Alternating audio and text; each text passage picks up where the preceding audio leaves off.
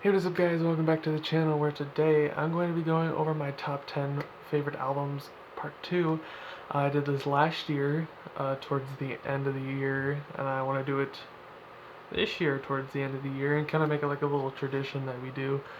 Um, this doesn't necessarily mean that these are albums that I've found throughout the year. Some of these albums I've known for 2 or 3 years now, but some of them um, I've known for, I don't know, a little less than a month. Some of them I've known for a little bit longer, whatever. So it's going to be a lot like the last video. I'm just going to talk about them, what I think about them. Uh, yeah, it's going to be pretty much exactly like the last video. So number one is To Let a Good Thing Die by Bruno Major. This is an amazing, just chill, lo-fi pop album. I don't really know if this is a good comparison, but the first thing that comes to mind when I think of his music is Michael Bublé. I don't know why. I don't really think their music is that similar, but from what I've heard of Michael Bublé, it just, I don't know, something about maybe his voice or whatever, maybe lyrically. But it's just amazing, chill listening. Someone even said it was good like dinner music or whatever, which I guess that's correct. I don't know. I don't know what dinner music is really, but it's super nice to listen to, um, especially like all the way through. Um, it's got good album cover, good songs. Uh, I believe probably my favorite song off of the album is Nothing or She Chose Me. Those are two really good songs off the album, although there are plenty more. Uh, Number two is Static by Cults. This is one that's kind of hard to put into a category because it's like, I don't know. Um, the lead singer of Cults sings at a very high register in most of their songs. Um, it's kind of like a dream poppy feel, I guess. Um, I don't want to say shoegaze because it's not really shoegaze, although I guess it could be, maybe.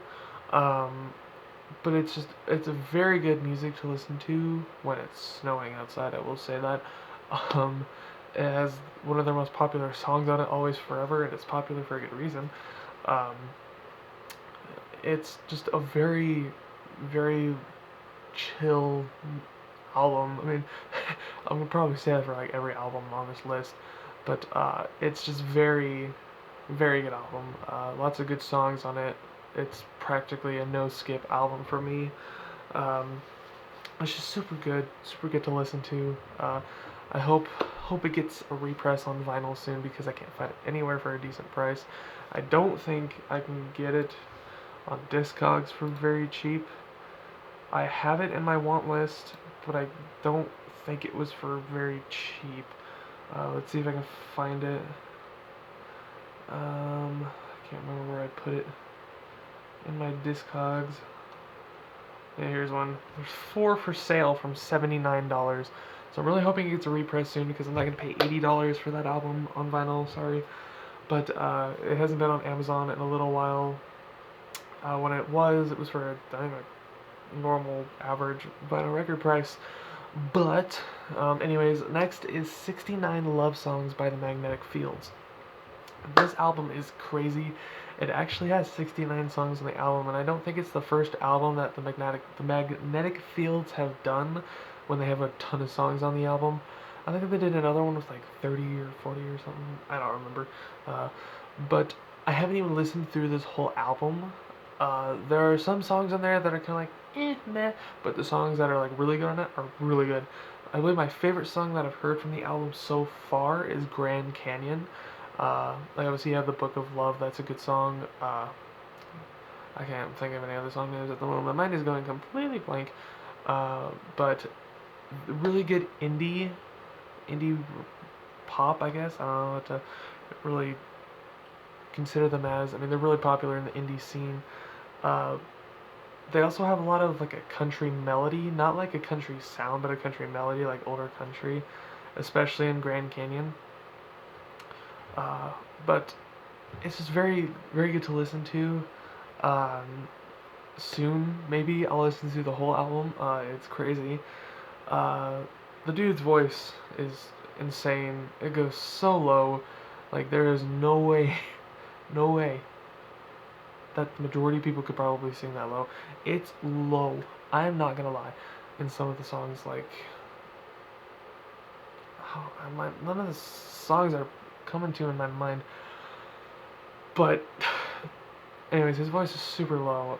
I don't know if I've stated that already, but, but it's a great album to listen to. Next is Urban Hymns by The Verve. This is probably one of the most classic Britpop albums beside What's the Story, Morning Glory by Oasis. Britpop is an amazing genre, even though I'm an American, but besides the point, still amazing music. Britpop in the 90s was amazing. I mean, you had bands like Supergrass, Verve, Oasis, and a couple others that are just blanking from my mind again. But this album specifically is just awesome. I mean, Bittersweet Symphony, The Drugs Don't Work, Sonnet. God, it's just a no skip album under any circumstances. And I want it on vinyl so bad, and it's going for a normal price, but I just haven't gotten around to getting it yet. I have a couple other things on my want list that I'm getting before. I mean, heck, I'm getting a Frank Sinatra Christmas album on Tuesday. But anyways, it's been on my list for a while. It's such a great album, lyrically, sonically, just everything about it, in my opinion, is perfect. His voice is amazing. I think they had a little bit of differences throughout the band's history, which caused them to broke up. I know the lead singer still makes music, which is still pretty good. Yet again, his name is blanking from my mind. There's something going on with me. But anyways, yeah, it's just amazing to listen to. I've said that with every single album, and I apologize. Next up is Crystal by Matt Maltese, spelled with a K. This album is probably one of my most favorite bedroom pop indie albums ever, and that's saying something because it's one of my favorite genres, bedroom pop, indie pop. There's something about this album that is just so amazing. The melodies, like Tall Buildings, is just good, chill, just like head bopping music. Like you just want to sit there and be like this while you're listening to it. Interlude is just a really short ballad, kind of waltzy, I guess. I don't remember, but and then you got like Rom-Com Gone Wrong. It's just so good. Like it's another just absolutely no skip album, and it's just so perfect in my opinion that if you like bands like Vacations or Current Joys, I think is them. There's so many things with joy in them, I can't remember. Like Strawberry Guy, Oscar Lang. If you like that kind of music, you are going to love everything by Matt Maltese. I mean, he has a super popular song I'm pretty sure you've heard of, As the World Caves In. One of my all-time favorite songs. But he's a super great artist, super good lyrically. Yeah, it's just great. Next up is Stratosphere by Duster.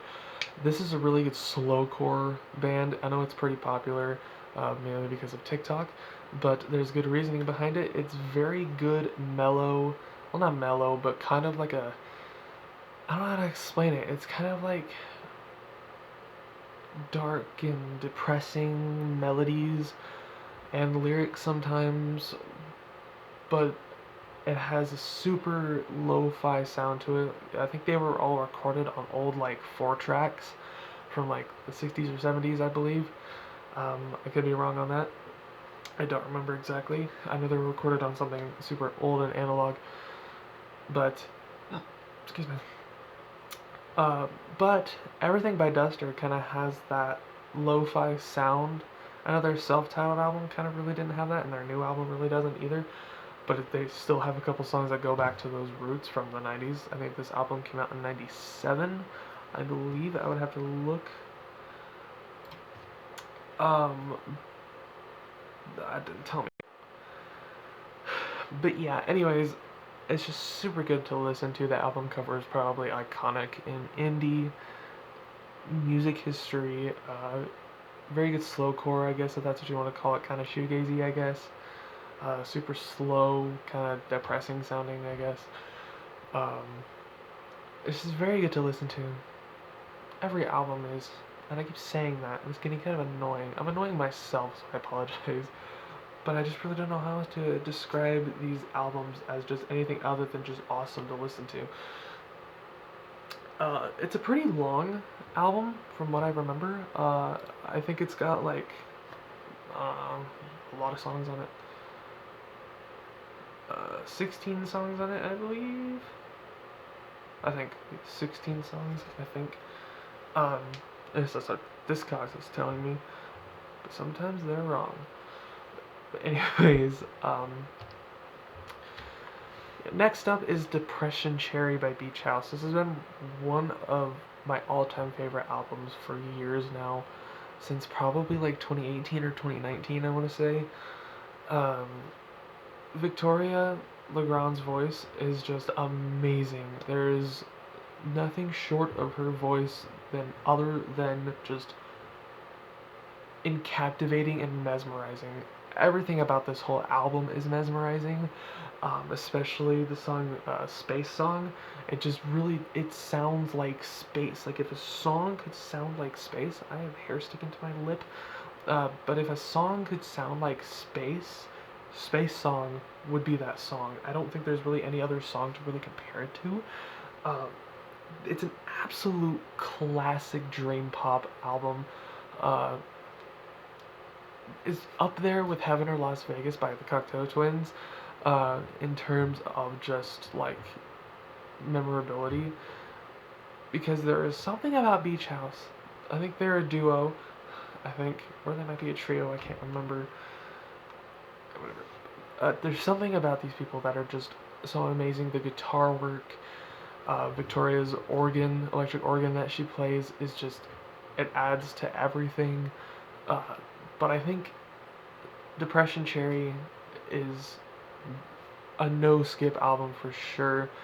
No matter how many times I've listened to that album, it just never gets old. Anyways, next is an EP, I Can't Handle Change by Roar. It's also a single, a song, and it's the name of the EP. This is a no skip EP. I think it's got 5 songs on it, and every single one of them are just super, super catchy. They have a lot of like a 60s Beatles vibe to them, definitely, and it's just awesome. With that accompanying some bedroom pop sounds is just amazing. The drum work just takes you right back to sound like the drummer is like Ringo Starr, which is incredible and that's awesome. A lot of Roar's other stuff is also like that, which is awesome. Unfortunately, their albums are ridiculously expensive, like, and they're super hard to find too. Like this, I Can't Handle Change by Roar. It's a 2 LP, 10-inch. Hasn't been sold since November 22nd, which was 3 days ago, and it was the last one, and it sold for like I think $83, $80, $60. I can't remember, but it's in my want list. It's been on my want list for a little while now. But it's super, super good. It's just, like I said, it takes you to like a modern day Beatles, like I guess. Um, yeah, it's super great. Next is Shame, Shame by Dr. Dog. I recently discovered this album, I think listening to Mac DeMarco. I think it came up in like a Spotify playlist or something, I can't remember. But this album is so good. When I heard the name Dr. Dog, I'm not gonna lie, I thought it was like a hip hop artist. But I listened to this album and it's just incredible indie pop, bedroom pop. I have noticed that most of these are all indie, except for the next one, the last one. It's just, it has a song, Where Did the Time Go? I know it got super popular on TikTok. So you probably heard that song. but everything else on the album, like I think it's Strangers. I gotta find it. Yeah. Stranger, Shadow People, Where'd All the Time Go. Dr. Dog has so many other amazing songs like Nelly, The Breeze, and stuff like that. But God, Shame Shame is super good. Uh, just total chill bedroom pop. Like I said, if you like Strawberry Guy, Oscar Lang, Mac DeMarco, you're gonna love Dr. Dog. They're a little bit older of a band, from like 90s. I think Shame Shame came out in the 90s or early 2000s. I can't remember. Oh, it's 2010. I know they were out in the 90s. I know they have one album. Let me see if I can find it. I don't know if it's gonna be on Spotify. Oh jeez. I'm wasting y'all's time. Okay, yeah, their first album, according to Spotify, which I don't think is true. I know they formed in the 90s. Is Toothbrush, came out in 03. Anyways, um, really good album. Really good album. I don't think it's a no skip album, but the songs that are good on it are worth listening to through the whole album. And it's normal price on Amazon to get the vinyl, and it's awesome because like I'm a vinyl head. Next up, last but not least, is Igor by Tyler the Creator. I used when I like 2019, early 2020, even 2018. I was super into hip hop. I never really got into Tyler for some reason. I'm not sure why. Um, and I kind of drifted away from it a little bit, and I still kind of do. Tyler's really the only hip hop I really listen to nowadays, and like some older '90s like boom bap stuff like House of Pain, Cypress Hill, and stuff like that. But Tyler the Creator is really the only modern hip hop I listen to, and Igor is just amazing. It's a classic album for literally anyone, I believe, to listen to. Um, like New Magic Wand is just perfect. Let's see. I gotta look at the song names because they're just blanking from my head and nothing is working. Earthquake. That's everyone knows that song. Um, Are We Still Friends are just amazing. And the album has like a story to it. I'm not gonna go into it because like I don't even know it myself very much. But there's like a lore to this album, much like there is with the new 21 Pilots albums since like Blurryface. There's been like this whole lore that goes behind the album, and there's something Crybaby by Melanie Martinez that's also got some lore behind the album too, like a story, which I love in albums, by the way. I love it when they kind of project a story, and Igor does that, and it's awesome. And I believe that's about it. My top 10 favorite albums that I have listened to so far of 2022. Um, I might do this again later next year or some point soon. I don't know. It'll probably be around the end of next year, just like I did last year. I felt like it was forever ago that I made that video. I don't know why, but maybe because it was a year ago, I guess, around there. I don't remember when I recorded and uploaded it. But yeah, let me know what you guys think of all these albums. Do y'all like them? What do y'all think? Do y'all agree with my list? But anyways, thank you guys so much for watching this video. If you guys did like it, make sure you guys leave a like because it really helps out the channel a lot. Also, make sure you guys subscribe and share with your friends to spread the word about my channel. Thank you guys so much for watching, and I will see you all in the next video. Bye-bye!